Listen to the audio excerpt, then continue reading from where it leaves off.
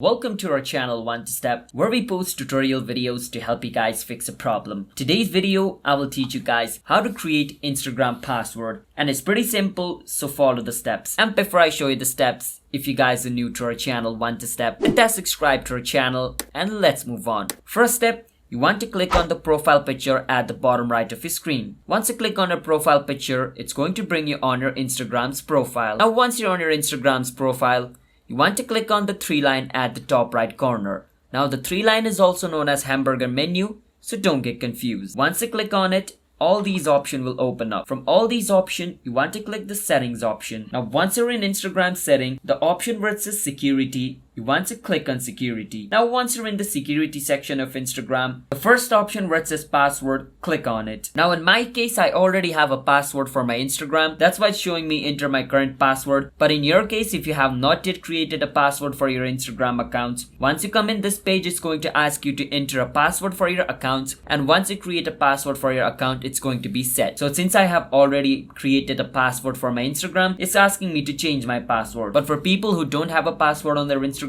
you can create by coming on this page. So that's how you guys can create a password for your Instagram. So if you guys found our video helpful, then hit that subscribe to our channel One Step. I'll see you guys next time.